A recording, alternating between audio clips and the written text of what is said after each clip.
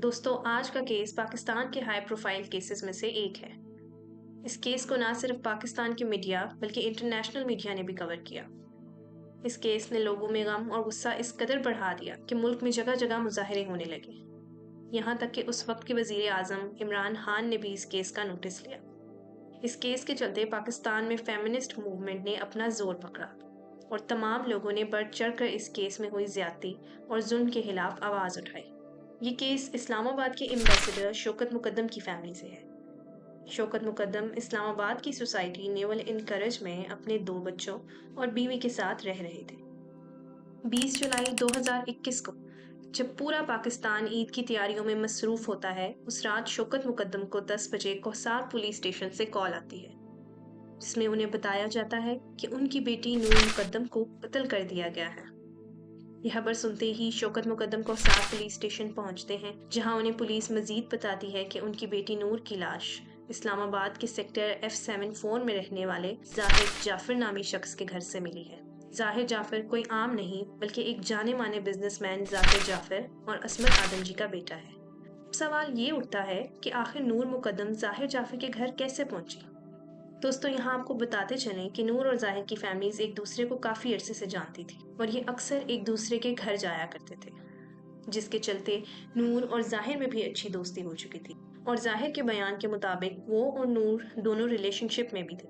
18 जुलाई 2021 की शाम को जाहिर नूर को कॉल करके अपने घर आने को कहता है। उस वक्त नूर अपने घर पर मौजूद होती है और जाहिर से बात करने के बाद रात के 9:05 पर वो अपने घर से निकल जाती है। ठीक 10 बजे वो जाहिर जाफर के घर उससे मिलने पहुंचती है। कुछ समय बाद 2:15 पर जाहिर और नूर दोनों टैक्सी में बैठकर जाहिर के घर से एयरपोर्ट के लिए निकल जाते हैं, क्योंकि सुबह 3 बजे जाहिर की न्यूयॉर्क की फ्लाइट थी। जाहिर के घर से कुछ ही दूर पहुंचने के बाद वो टैक्सी ड्राइवर को कहता है कि वो गाड़ी वापस मोड़, क्योंकि वो अपनी न्यूयॉर्क की फ्लाइट के लिए बहुत लेट हो चुका है। इस वाक्य के बाद पुलिस जब इस टैक्सी ड्राइवर से पूछताछ करती है तो वो बताता है कि जब तक वो दोनों उसकी टैक्सी में मौजूद थे तो उस पूरे सफर के दौरान नूर बिल्कुल चुप थी, जबकि जाहिर उससे सफर के दौरान बातचीत कर रहा था। अब जुलाई की 20 तारीख आ जाती है और नूर मुकद्दम को घर से गए 24 घंटे से भी ज्यादा का समय हो चुका था। अब नूर मुकद्दम के वालिद रात के 12:57 पर अपनी बेटी को टेक्स्ट मैसेज भेजते हैं, जिसमें उससे पूछते हैं कि वो कहाँ है, लेकिन नूर उनके मैसेज का कोई रिप्लाई नहीं करती।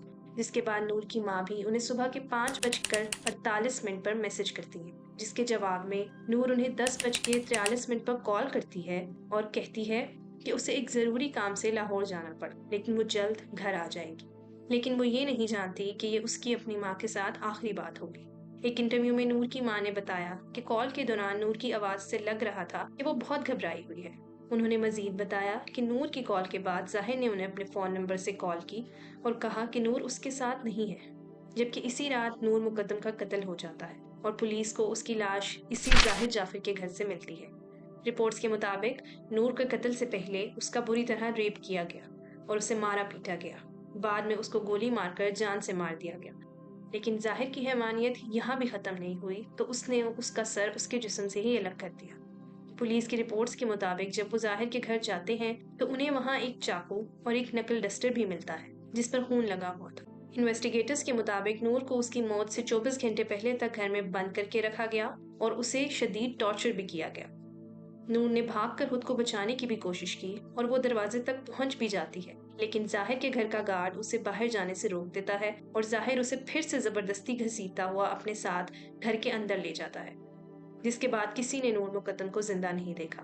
दोस्तों, यहाँ आपको बताते चलें कि नूर मुकद्दम के कत्ल के केस में पुलिस उसके कुछ दोस्तों से भी बात करती है, जिन्होंने पुलिस को बताया कि जाहिर को उसके वायलेंट बिहेवियर और रेप के चार्ज में यूके से डिपोर्ट कर दिया गया था। 15 अगस्त 2021 को पुलिस जाहिर के फिंगरप्रिंट्स और डीएनए रिपोर्ट से ये बात साबित कर देती है कि नूर मुकद्दम का कत्ल जाहिर जाफर ने ही किया है। पुलिस अब जाहिर जाफर को गिरफ्तार कर लेती है और 4 दिन बाद जाहिर के माँ बाप, उसके घर के गार्ड और बाकी मुलाजिमों को भी जाहिर का साथ देने के इल्जाम में गिरफ्तार करती है। कुछ अर्से तक इस केस की सुनवाई चलती रहती है और आखिरकार 24 फरवरी 2022 को जज अता रबानी जाहिर जाफर को नूर का रेप करने के जुर्म में 25 साल की कैद सुनाते हैं और उसके कत्ल के जुर्म में जाहिर को मौत की सजा सुनाते हैं। अदालत जाहिर की इस अपील को भी मानने से इनकार कर देती है कि उसे उसकी जहनी बीमारी की वजह से रिहा किया जाए। जाहिर के घर के गार्ड और बाकी मुलाजमीन को भी 10 साल कैद की सजा सुनाई जाती है। इस फैसले के बाद नूर के वालिद ज़ाहिर और उसके गार्ड्स और बाकी मुलाजमीन की सज़ा बढ़ने की दरखास्त अदालत में करते हैं और 13 मार्च 2023 को इस्लामाबाद हाई कोर्ट के जज आमिर फारूक नूर मुकद्दम के रेप के जुर्म में ज़ाहिर की सज़ा बढ़ा देते हैं, जबकि उसके गार्ड्स और बाकी मुलाजमीन की 10 साल कैद की सज़ा को बरकरार रखा जाता है। ज़ाहिर को उसकी दिमागी हालत के चलते जेल से साइकेट्री सेल शिफ्ट किया जा चुका है। रिसोर्सेज के मुताबिक मुजरिम ज़ाहिर जाफिर पूरी तरह अपना होशो हवास खो चुका है, यहाँ तक कि उसके रोज़ के ज़रूरी काम भी वो खुद नहीं कर पा रहा।